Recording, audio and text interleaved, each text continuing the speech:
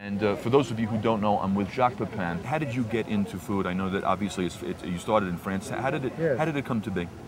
Well, I was basically born into it. I mean, my mother had a restaurant, my aunt had a restaurant, my second aunt had a restaurant. All the female in my family in Lyon, in Bourg-en-Bresse, in Valence had restaurants. So I left home when I was 13 years old to go into apprenticeship, right. And home was actually a restaurant. So I was already in that business from as far as I can remember. What's it like to cook for a president? Is it extra pressure, or is it? Well, you know, at that time, the chef was at the bottom of the social scale. Right. Any good mother would have wanted her child to be a lawyer, chef, right, an right. architect, right. you know, but not a cook. Right. Now we are genius. It's right. different. Oh, now you're the top. The right. whole thing changed. Right. So I had never had. In fact, when I came to America, I worked at the Pavilion in New York. I was part of Local 89, where the dishwasher, the chef, everyone was the same. There was no differentiation between dishwasher, exactly. cook, and all that. Exactly. And then I was asked to go to the White House for Kennedy, right. And the chef, and I was asked to go to Howard Johnson, and I choose to go to Howard Johnson, where I work. So if you don't have that, given the choice between working for Kennedy or working for Howard Johnson's, Jacques went to Howard Johnson's. Go ahead. Yeah, but I stayed 10 years at Howard Johnson as Director of Research and Development. Right. Now, to validate that choice, I have to say that the fact that I was in France, chef to president, I had never been on a newspaper, on a magazine, television barely existed, on the radio.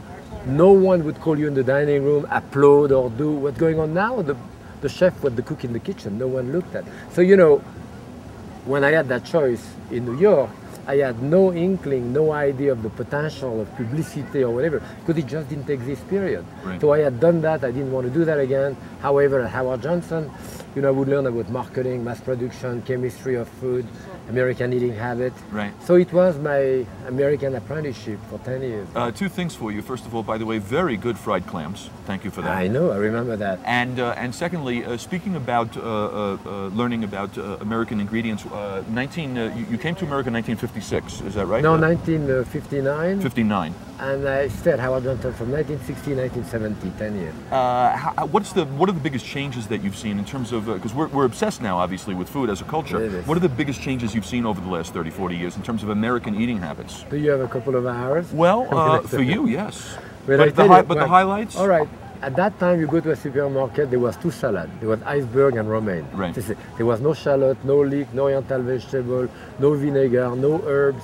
I remember at that time, Jean-Claude and I had an apartment on First Avenue and 50th, right, Midtown. Right. There was D'Agostino or whatever, a good market. Right. I went there a week maybe after I was here. I said, "Do you have any mushroom?" They said, "Yes, aisle 5." That was canned mushroom. You had to go to a specialty store at that point in New York to get regular button mushrooms. Right. And now you go to Stop and Shop, you have 10 different types of mushroom. Right. Most of them have no taste, but you have 10 different types of mushroom.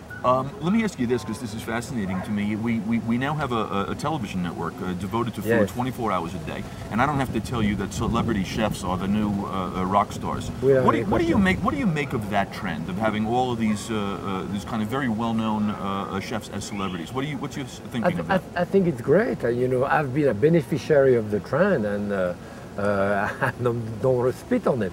You know, I'm very happy. I mean, it's great. I have the greatest life, and people like Emery Lagasse and Mario and so forth have done great. You know, I could never have done what Emery did. I would never have been able to reach that part of America. Just because I have an accent. I've been told I have an accent. I don't think so. I mean, it's more Connecticut Yankee than anything else. You know, I live in Connecticut. So. Right, you do. Jacques, if you were stranded on a deserted island, right, and you had to have 5 ingredients with you, right, what would those 5 ingredients be? You think what would be the 5 that you really need to? Okay, the greatest thing that I can think eating, if you have extraordinary bread, extraordinary French bread, and extraordinary butter and bread, it's already 2 things. That's it. That's 2 things. Then I'll have eggs. Right. Ham, I love ham. Right. Can do ham and egg, I can do other things. Right. Probably chicken and salad, you know, lettuce.